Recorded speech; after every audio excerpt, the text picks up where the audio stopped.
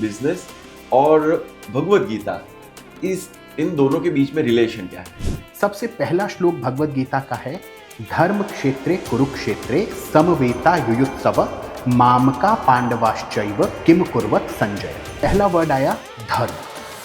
अब आखिरी श्लोक पर आते हैं, यत्र योगेश्वरा कृष्णो यत्र पार्थो धनुर्धरा यत्र श्री विजयोग भूतिर्ध्रुव नीतिर्मम। मम, आखिरी वर्ड मम, पहला वर्ड धर्म। मम धर्म, मेरा धर्म। इस पूरे मेरा धर्म में 700 श्लोक हैं। मैं एक बिजनेसमैन हूँ, एंटरप्रेन्योर हूँ। मेरा धर्म क्या है? मेरे लिए मेरी ऑर्गेनाइजेशन इंपॉर्टेंट है, मेरे लिए मेरा काम इंपॉर्टेंट है। और जब मैं अपनी ऑर्गेनाइजेशन चला रहा हूँ, अपने लोगों को आगे बढ़ा रहा हूँ, अपना काम कर रहा हूँ, बहुत ज़रूरी है ये समझना कि वो जो मेरा धर्म है वो मुझसे पहले उनके बारे में सोचे, तभी मैं एंटरप्रेन्योर कहलाऊंगा। भगवत गीता ये सिर्फ एक धार्मिक ग्रंथ नहीं बल्कि बिजनेस लीडर्स के लिए ये प्रैक्टिकल मैनेजमेंट मैन्युअल है। नमस्कार, जीसीसीए प्रेजेंट्स गुजरात उद्योग जगत की चर्चा में आपका हार्दिक स्वागत है। Gujarat chamber of commerce and industry, grow business, transform Gujarat. आज का शो स्पॉन्सर्ड बाय राज कृपा टेक्सटाइल, जो पिछले 40 वर्षों से फैब्रिक से लेकर रेडीमेड गारमेंट में एक विश्वास का पर्याय बन चुका है।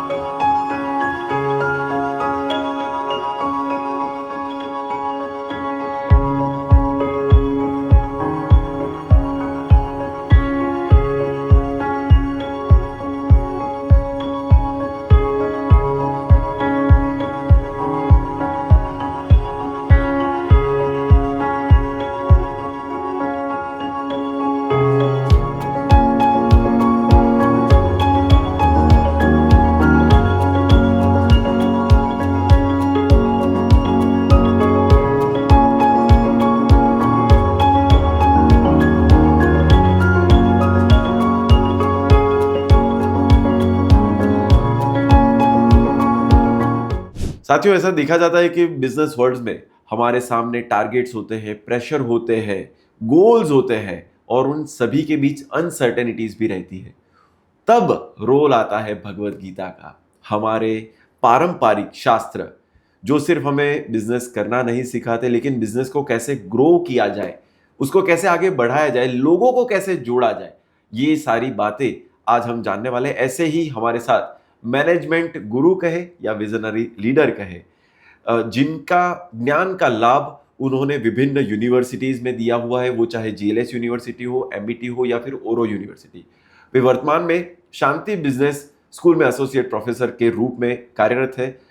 उन्होंने 7 जितनी किताबें भी लिखी है। बहुत बहुत स्वागत है डॉक्टर प्रशांत पारीक जी। सबसे पहले प्रशांत जी, आप ये बताइए कि बिजनेस और भगवत गीता, इन दोनों के बीच में रिलेशन क्या है?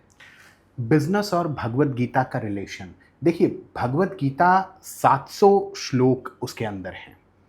अब इसको संक्षिप्त में समझते हैं और यहाँ से हम रिलेशन को भी समझेंगे। सबसे पहला श्लोक भगवत गीता का है, धर्म क्षेत्रे कुरुक्षेत्रे समवेता युयुत्सव मामका पांडवाश्चैव किम कुर्वत संजय। पहला वर्ड आया धर्म। अब आखिरी श्लोक पर आते हैं, यत्र योगेश्वरा कृष्णो यत्र पार्थो धनुर्धरा यत्र श्री विजयोग भूतिर्ध्रुव नीतिर्मम। मम, आखिरी वर्ड मम, पहला वर्ड धर्म। मम धर्म, मेरा धर्म। इस पूरे मेरा धर्म में 700 श्लोक हैं, यानी पूरा भगवत गीता हमें समझाता ही हमारा धर्म है। अब धर्म का मतलब यहाँ रिलीजन से नहीं है, धर्म का मतलब है मेरी ड्यूटी से। तो चाहे मैं एक व्यक्ति हूँ, चाहे मैं एक एम्प्लॉय हूँ, चाहे मैं एक परिवार का सदस्य हूँ या मैं एक बिजनेसमैन हूँ, एंटरप्रेन्योर हूँ, मेरा धर्म क्या है? मेरे लिए मेरी ऑर्गेनाइजेशन इंपॉर्टेंट है, मेरे लिए मेरा काम इंपॉर्टेंट है। और जब मैं अपनी ऑर्गेनाइजेशन चला रहा हूँ, अपने लोगों को आगे बढ़ा रहा हूँ, अपना काम कर रहा हूँ, बहुत ज़रूरी है ये समझना कि वो जो मेरा धर्म है वो मुझसे पहले उनके बारे में सोचें, तभी मैं एंटरप्रेन्योर कहलाऊंगा। क्योंकि एंटरप्रेन्योर का मीनिंग अंग्रेजी भाषा में तो है कि someone who undertakes the risk, French भाषा से ये शब्द आया। लेकिन मैंने एक दिन बैठे बैठे इस शब्द को कई बार प्रोनाउंस किया, एंटरप्रेन्योर, तो आप देखेंगे अंदर से आवाज़ आती है अंतः प्रेरणा।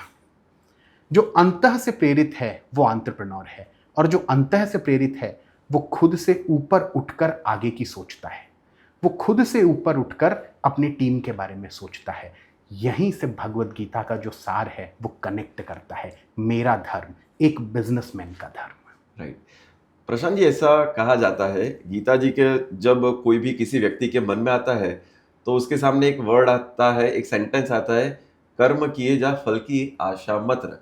यदि आप बिजनेस करते हो तो ये सिद्धांत कितना लागू पड़ता है? अब इसमें ऐसा है, करीब करीब 5000 वर्ष हो गए भगवत गीता जब भगवान कृष्ण ने कही कुरुक्षेत्र के मैदान में। इन 5000 वर्षों में रीजनेबली लोगों ने उसकी अलग अलग क्रिटिक लिखी है, टिप्पणी लिखी है उस पर। हर तरीके से उसका इंटरप्रिटेशन होता है। आज अमेज़ॉन हम खोल के देखें तो उस पर Bhagavad Gita for managers, Bhagavad Gita for students, Bhagavad Gita for females, सब कुछ मिल रहा है। फल की इच्छा, अब मॉडर्न मैनेजमेंट का लिटरेचर तो शुरू ही होता है फल की इच्छा से। ऑर्गेनाइजेशन जब बनता है तो सबसे पहले क्वेश्चन अराइज होता है, what is the vision of this organisation, यानी मैं कहाँ पहुंचना चाहता हूँ। फल तो मैंने पहले ही कर लिया, लेकिन जब मैं अपने फल की इच्छा के रास्ते पर चल रहा हूँ तो मुझे उस बात का गर्व नहीं करना है, उस बात को लेकर किसी तरह का एरोगेंस मुझ में नहीं होना चाहिए, मुझे मेरा कर्म करते जाना है। गीता ये कहने की कोशिश कर रहे हैं भगवान कृष्ण कर्म योग के माध्यम से, कर्म करो, शोर मत करो। क्या बड़ी बात है अगर तुमने ये कर दिया वो कर दिया, तो बस तुम अपना काम करते जाओ। पीपल विल रिकग्नाइज इट और लोग आपसे जुड़ते चले जाएंगे। बिल्कुल। तो जो कर्म योग की जो व्याख्या आपने कही, अभी वर्तमान समय में ये यदि ये फिलॉसॉफी को हम बिजनेस में इंप्लीमेंट करना चाहते हैं तो कैसे उसको इंप्लीमेंट कर सकते हैं? बिजनेस में अगर उसको इम्प्लीमेंट करना है तो उसके कुछ तरीके हैं। सबसे पहला तरीका कि भाई मेरी ऑर्गेनाइजेशन का एक विजन है, एक मिशन है, एक पर्पस है। वो क्या मेरा पर्पस है या मेरी ऑर्गेनाइजेशन का पर्पस है? ऑर्गेनाइजेशन लोगों से बनता है, तो मेरी ऑर्गेनाइजेशन में काम करने वाला लास्ट मैन जो ऑफिस बॉय है, उसके मकसद भी मेरी ऑर्गेनाइजेशन में काम करने से पूरे होते हैं, तभी वो जुड़ा रहेगा।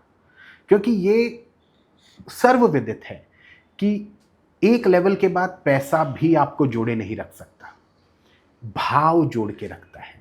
मुझे इस ऑर्गेनाइजेशन से भाव है तो मैं जुड़ा हुआ हूँ, और मुझे मेरे एम्प्लॉयज़ में वो भाव उत्पन्न करना बहुत ज़रूरी है। और भाव कब उत्पन्न होगा? जब मेरे एक्शंस ऐसे होंगे कि हाँ, कि मैं सबके बारे में, जिसको हम कहते हैं ना सबका साथ सबका विकास, ये बहुत गहरा मंत्र है ये, सबका साथ सबका विकास। ऐसे ही नहीं है। क्यों सबका साथ चाहिए? क्योंकि मेरा पर्पस सही मायने में, वो जो कर्म योग की हम बात कर रहे हैं, वो तभी मैं योगी, कर्म योगी कहलाऊंगा जब मेरे एक्शन से दूसरों को भी इक्वल फ्रूट्स मिल रहे हैं। दैट इज कर्म योग। Right, true.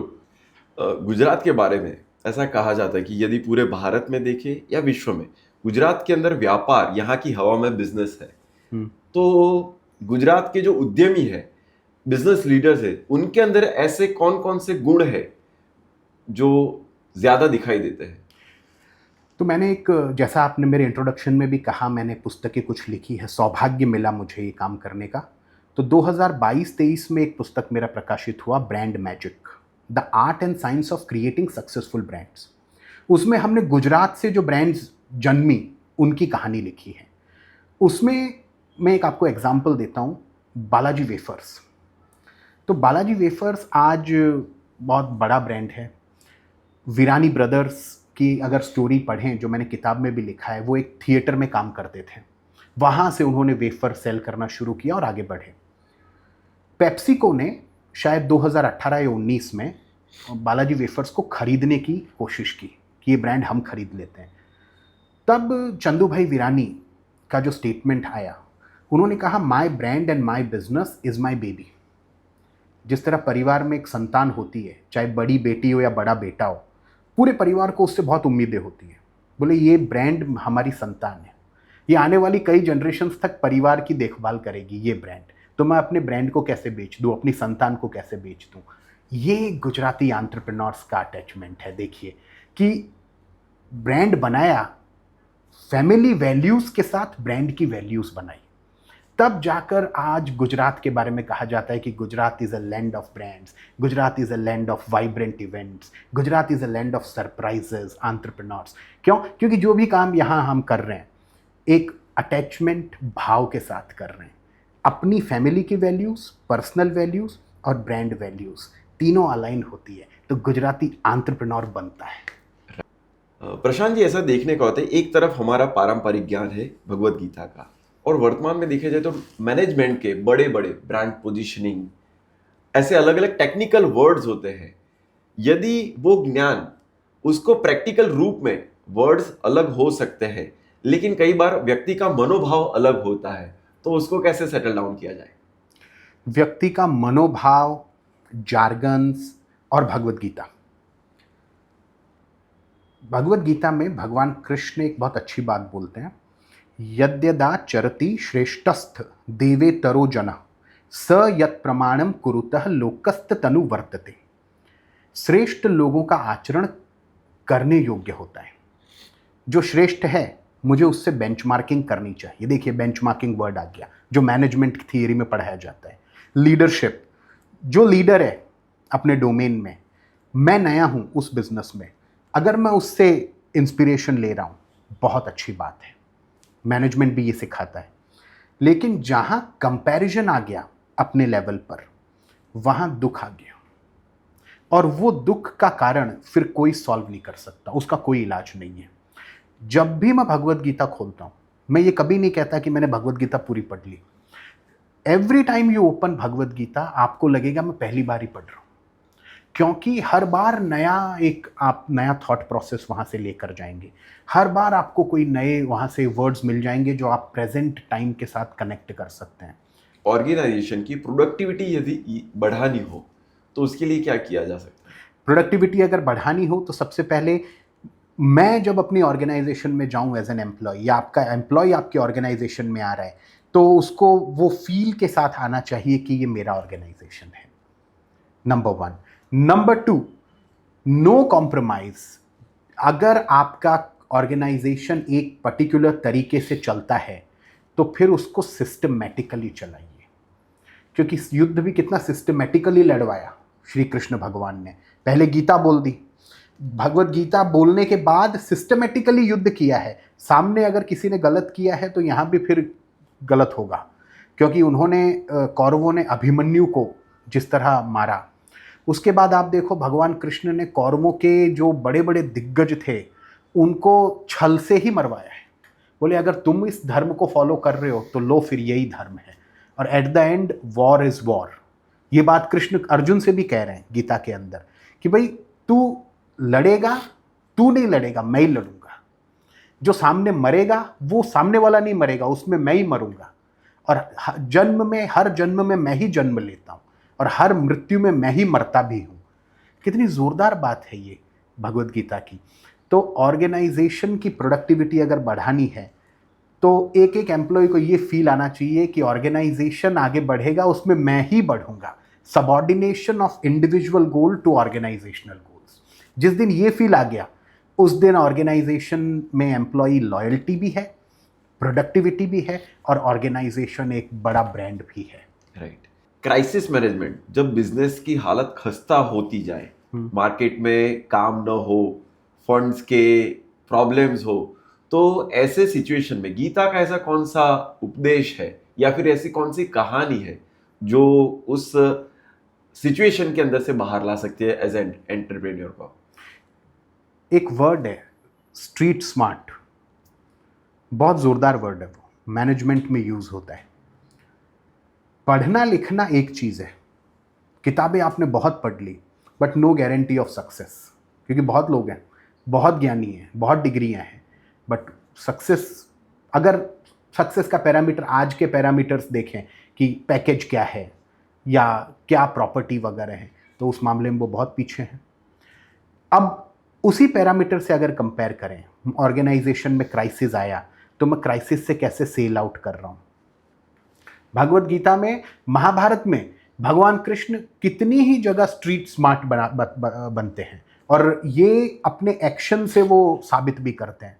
जैसे क्राइसिस आया, भीष्म पितामह को कैसे रास्ते से हटाएं, तो शिखंडी को ले आए, खुद ही उनसे रास्ता पूछा। भीष्म पितामह खुद ही अपनी मृत्यु का तरीका बता रहे हैं और फिर शिखंडी को खड़ा कर दिया। अर्जुन ने उसके पीछे से इतने तीर मारे कि एक एक सेल में एक एक तीर लगा है भीष्म पितामह को। उसके बाद गुरु द्रोण, तो अश्वत्थामा मर गया, अश्वत्थामा मर गया। अब गुरु द्रोण को अश्वत्थामा अपने पुत्र से बहुत प्रेम है, तो अश्वत्थामा हतोहत, नरोवा न कुंजरोवा। युधिष्ठिर को बोला कि आपको ये बोलना पड़ेगा अश्वत्थामा मर गया, तो युधिष्ठिर कहता है मैं कभी झूठ नहीं बोलता। बोले आपको कहाँ बोलना है झूठ, आपको तो इतना ही बोलना है अश्वत्थामा मर गया, बट हाथी मरा है या आपका पुत्र मरा है दैट आई डोंट नो। ये एक झूठ युधिष्ठिर ने बोला है। आप देखो भगवान कृष्ण हर जगह स्ट्रीट स्मार्ट बनने की बात कर रहे हैं। जितना स्ट्रीट स्मार्टनेस डेवलप करेंगे, और स्ट्रीट स्मार्टनेस का मतलब है a practical approach towards the problem, जितना हम डेवलप करेंगे उतना ऐसी सिचुएशन में जो बिजनेस में आप कह रहे हैं 19, 20 से 21 सिचुएशंस आ जाती है, उससे सेल आउट कर पाएंगे। So the first mantra is street smartness, बहुत ज़रूरी है। Right. Day to day decision making जो होती है बिजनेस की, उसके अंदर भगवत गीता के कौन से प्रिंसिपल्स है जो बिजनेसमैन को यूजफुल हो सकते हैं? Day to day decision making में नंबर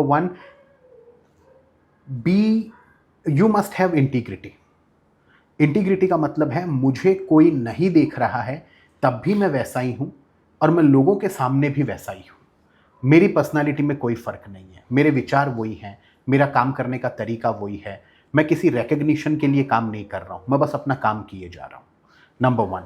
दूसरा, जो डिसीजन हम आज लेंगे उसका इम्पैक्ट कल आएगा। इसीलिए भगवान कृष्ण अर्जुन को उस डर से निकालने की कोशिश भी करते हैं भगवत गीता के अंदर, क्योंकि अर्जुन को डर क्या है कि मैं अपने स्वजनों को का वध कर दूंगा तो ये तो घोर नर्क के समान कर्म हो गया। तो कृष्ण उसे अपना विराट रूप भी दिखाते हैं कि देखो नर्क क्या है और स्वर्ग क्या है, और तुम्हारा भ्रम क्या है स्वर्ग और नर्क को लेकर। कर्म करना सबसे बड़ी बात है। सो कर्म प्रधान विश्व करी राखा, जो जस करहि सो तस फल चाखा। आपने अभी तक जो किताबें लिखी उसके ऊपर भगवत गीता का क्या प्रभाव रहा है? जो पुस्तकें मैंने लिखी उसमें से 2 पुस्तकें तो भगवान कृष्ण पर ही है। थैंक्स टू भगवत गीता कि मैं थोड़ा सा कृष्णमय हुआ, क्योंकि मैं लॉर्ड कृष्ण को आप एक फ्रेंड के रूप में भी देख सकते हैं, एक फिलॉसोफर के रूप में देखते हैं, मेंटर के रूप में देखो, वॉरियर के रूप में देखो, राजा के रूप में देखो, भगवान के रूप में देखो। मैं लॉर्ड कृष्ण को एक लीडर के रूप में देखता हूँ, एक मेंटर की तरह देखता हूँ। उन्होंने जो कहा वो करने जैसा है, उन्होंने जो कहा वो बिल्कुल करने जैसा है, और वो प्रभाव मेरे 2 बुक्स पर ज़्यादा आया। तो 2018-19 में जब मैं वृंदावन गया, तो वृंदावन में मैंने देखा कि हर कोई भी मंदिर में आप चले जाइए, किसी साधु से आप बात कीजिए, उनके पास लॉर्ड कृष्ण की कहानियाँ ही कहानियाँ हैं सुनाने के लिए। तो मैंने कहानियों का कलेक्शन तैयार किया और फिर लोक कथाएं वृंदावन से वो पुस्तक लिखा मैंने, और वो पब्लिश हुआ। लेटेस्ट मेरा बुक आया पौराणिक दिव्य कथाएं, उसमें भी अलग अलग स्टोरीज हैं लॉर्ड कृष्ण पर, जो भगवान कृष्ण को फ्रेंड, फिलॉसोफर, सर्वेंट के रूप में देखती हैं वो कहानियाँ, और हर कहानी एक लेसन देती है, और वो लेसन जुड़ता है एंड में भगवत गीता के साथ ही है, क्योंकि कृष्ण जो भगवत गीता में कह गए वो जीवन में उन्होंने अपने एक्शन से भी बताने की कोशिश की। प्रशांत जी, देखा जाए कि ऑर्गेनाइजेशन के अंदर अलग अलग तरह के लोग होते हैं, कोई पॉजिटिव माइंडसेट वाला होता है, कोई नेगेटिव, कोई क्रिटिकल थिंकिंग वाला भी होता है। उसी के माध्यम से पूरा बिजनेस चलता है। जो नेगेटिव थॉट्स है उन व्यक्तियों के माइंडसेट को किस तरह से पॉजिटिव शिफ्ट किया जा सकता है? So positive mindset and negative mindset आप बोल रहे हैं, इसको इस तरह देख सकते हैं, growth oriented mindset and fixed mindset. Fixed mindset वाले व्यक्ति के लक्षण हैं, वो ब्लेम गेम में पड़ेगा। कुछ गलत हुआ तो मैंने कुछ नहीं किया, दूसरों की वजह से ही मेरे साथ गलत हो रहा है, वो ब्लेम करेगा। फिक्स्ड माइंडसेट वाला व्यक्ति को बहुत इंटरेस्ट है दूसरे मेरे बारे में क्या बोल रहे हैं वो जानने में। ग्रोथ ओरिएंटेड माइंडसेट वाले व्यक्ति का सबसे बड़ा कैरेक्टरिस्टिक है कि वो पहले खुद में झांकेगा गलत होने पर, कि इसमें मेरा रोल क्या है। ग्रोथ ओरिएंटेड माइंडसेट वाला व्यक्ति खुद में बहुत खुश है, वो अपने काम से बहुत लगाव रखता है, अपने काम में लगा हुआ है। अब दुनिया के अंदर इन दोनों तरीके के माइंडसेट वाले लोग हैं। ऐसी सिचुएशन में एक ऑर्गेनाइजेशन में हमें ये कोशिश करनी चाहिए कि ऑर्गेनाइजेशन का माहौल हम किस तरह का रखते हैं, कितनी पॉजिटिविटी उस ऑर्गेनाइजेशन में रखते हैं, तो किस तरह की एक्टिविटीज़ हम करते हैं। क्या हमने ऑर्गेनाइजेशन में यही कर दिया है कि सुबह 9 बजे आओ, 10 बजे आओ, शाम को 5, 6, 7 बजे जाओ, या हम ऑर्गेनाइजेशन में एक ऐसा माहौल क्रिएट करते हैं कि मुझे 8-9 घंटे इस ऑर्गेनाइजेशन में बिताने, तो मैं अपने मन से बिता रहा हूँ, कोई फोर्स से नहीं। मुझे वो सैलरी मिलेगी यार, इसीलिए काम करना पड़ रहा है, उसलिए मैं काम नहीं कर रहा हूँ। मैं इसीलिए काम कर रहा हूँ क्योंकि इस ऑर्गेनाइजेशन में मेरा स्व, उसका बहुत बढ़िया तरीके से मैनेजमेंट होता है, मेरे स्व का मैनेजमेंट। तब किस तरह की एक्टिविटीज़ ऑर्गेनाइजेशन करता है। ऑर्गेनाइजेशन में मेंटरशिप का कंसेप्ट होना चाहिए। बाउंड्रीज ऑर्गेनाइजेशन में आज के ज़माने में तो देखने को ही नहीं मिलती। जब लास्ट मैन को भी ये फील आएगा कि बॉस यहाँ पर मेरे कहने का भी कुछ फ़र्क पड़ता है ऑर्गेनाइजेशन में, तब उस ऑर्गेनाइजेशन में लोग जुड़ेंगे, पॉजिटिविटी के साथ जुड़ेंगे। तो नेगेटिव पॉजिटिव ये वर्ड की जगह मैं प्रेफर करता हूँ ग्रोथ और फिक्स्ड माइंडसेट वाले लोगों को। अगर फिक्स्ड माइंडसेट से ग्रोथ ओरिएंटेड माइंडसेट में जाना है तो ऑर्गेनाइजेशन को बहुत क्लियर होना चाहिए कि अपने काम, अपने स्व, अपनी वैल्यूज़ को आप लेकर आएँ, और वो आप जब हमें दे रहे हैं तो आप देखिए हम उसको मैग्नीफाई करके आपको लौटाते हैं। That is important. राइट। आने वाले समय में एक विजन सभी का है 2047 के अंदर विकसित भारत। उसके लिए सिर्फ कोई एक व्यक्ति से नहीं, पूरे समाज को एक साथ मिलकर काम करना पड़ेगा। तो उसके लिए बिजनेस भी, तो एक जो नए यंग एंटरप्रेन्योर्स है, नए स्टार्टअप्स का कल्चर भी एक तरह डेवलप हो रहा है। तो जो नए यंग एंटरप्रेन्योर, उसके लिए भगवत गीता का ऐसा कौन सा ज्ञान है, यदि वो नया स्टार्टअप शुरू करता है तो ऐसे कौन कौन से प्रिंसिपल्स है जो वो अपने माइंड में रखे तो उसका ग्रोथ ज्यादा अच्छा होगा। स्टार्टअप या बिजनेस करना, बिजनेस करते वक्त अपने मन और मस्तिष्क में ये विचार रखना कि मैं ये जो काम कर रहा हूँ वो काम आने वाले समय में याद किया जाए, मैं इस तरह का कर्म करके जाऊं। क्योंकि यहाँ भी फोकस होता है लोगों का, शॉर्ट टर्म फोकस भी होता है। क्योंकि आप स्टार्टअप की बात कर रहे हैं तो आज अगर 10 स्टार्टअप लॉन्च हुए, उसमें से 1 या 2 है जो यूनिकॉर्न लेवल तक पहुंचेगा, जिसका वैल्यूएशन $1 बिलियन तक पहुंचेगा। बाकी कई स्टार्टअप्स तो 3-4 महीने में ही मतलब बंद हो जाते हैं। ये तो गवर्नमेंट का ही डेटा है। ऐसी सिचुएशन में अगर मैं स्टार्टअप करता हूँ या कोई भी स्टार्टअप कर रहा है, तो ये दिमाग में रखना है कि मैंने कितना अच्छी तरह समझा है लोगों की प्रॉब्लम्स को, और मेरा प्रोडक्ट या सर्विस वो प्रॉब्लम सॉल्व करता है, एकदम सटीक निशाने पर सॉल्व करता है। लोग उसको एक्सेप्ट करेंगे। क्योंकि ज़माना चाहे कितना भी बदल जाए, चाहे हम ये बोलने लगें कि आज की जनरेशन तो 1 मिनट की रील भी पूरी नहीं देख पाती, वो स्क्रॉल कर देते हैं, लेकिन उन्होंने देखी 4 घंटे की धुरंधर और बहुत पैसे खर्च करके देख रहे हैं। क्यों? क्योंकि कंटेंट में दम होना चाहिए। उसी तरह आपके आइडिया का रेलेवेंस होना चाहिए समाज की कोई प्रॉब्लम के साथ। क्योंकि 80% ऑफ द स्टार्टअप्स अपनी प्रॉब्लम सॉल्व करने के लिए स्टार्टअप कर रहे हैं। कभी कभी मुझे ऐसा लगता है जो समाज की प्रॉब्लम सॉल्व करने के लिए स्टार्टअप कर रहा है, वो वहाँ भगवत गीता में शुरू में जो हमने चर्चा की कि तू कर्म करता जा, फल की इच्छा मत कर, वो कर्म उसने अपना फल ही समाज की प्रॉब्लम और मेरी प्रॉब्लम में अलाइनमेंट करके अपना विजन बना लिया और अपना बिजनेस आगे बढ़ा दिया। वहां जाकर सक्सेस है स्टार्टअप्स को। प्रशांत जी, जैसे कि आप जानते हैं कि GCCI, Gujarat chamber of commerce, वो भी ऐसे नए यंग एंटरप्रेन्योर्स और उनके साथ साथ बड़े बिजनेस टाइकून्स, उन सबको एक मंच देता है उनके जो बिजनेस ओनर्स हैं उन सभी के लिए आपका क्या मैसेज है? मेरा उनके लिए मैसेज है कि महाभारत के शांति पर्व में भगवान महर्षि वेदव्यास वो लिखते हैं, इतिहास प्रदीपेन मोहावरण घातिन लोक गर्भ ग्रहम कृत्सन्नम यथावत संप्रकाशितम।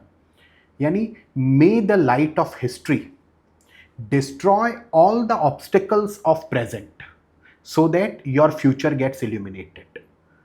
गीता पढ़नी क्यों चाहिए, इसका आंसर भी दे रहे हैं। क्यों हमें हमारे इतिहास को पढ़ना चाहिए, एंशिएंट स्क्रिप्चर्स को, क्योंकि मैं वहाँ से सीखूंगा तो मेरी प्रेजेंट प्रॉब्लम्स का सल्यूशन मुझे मिलेगा। आज डिसीजन लूँगा, मेरा फ्यूचर अपने आप ब्राइट हो जाएगा। इसीलिए जो भी यंग एंटरप्रेन्योर्स हैं, बिल्कुल you go to the best places to study, go to IIMs, go to Harvard, anywhere you go and study. Data science पढ़िए, सप्लाई चेन पढ़िए, but do read our itihas, our ancient Indian scriptures. वहाँ से आपको जो satisfaction मिलेगा, वहाँ से जो आपको क्यूरियोसिटी पैदा होगी, उसका मुकाबला कहीं नहीं है। आपके बहुत सारे क्वेश्चंस के आंसर्स आपको मिल जाएंगे, but do read original text. Right, बहुत बहुत धन्यवाद प्रशांत जी, आपने इतना समय निकालकर हमारे GCCI के लिए और जो सभी दर्शक हैं उनके लिए गीता के जो वो प्रिंसिपल्स वो बताए कि जो बिजनेस में भी लागू हो सकते हैं। बहुत बहुत धन्यवाद। Thank you, thank you. तो प्रशांत जी ने अपने अनुभव के आधार पर जो अपने एंशिएंट स्क्रिप्चर्स है उसमें रहा जो ज्ञान है वो बिजनेस में कैसे हम यूज़ कर सकते हैं, क्योंकि भगवद गीता वो सिर्फ बिजनेस नहीं सिखाती, बिजनेस को कैसे संभालना है वो भी सिखाती है। उम्मीद है कि ये शो आपको बहुत अच्छा लगा। कैसा लगा हमें वो कमेंट में ज़रूर बताइए। नेक्स्ट एपिसोड में फिर मिलेंगे नए व्यक्ति, नए विषय, नई ऊर्जा के साथ। तब तक आप देखते रहिए GCCI प्रेजेंट गुजरात उद्योग जगत की चर्चा। Gujarat Chamber of Commerce and Industry.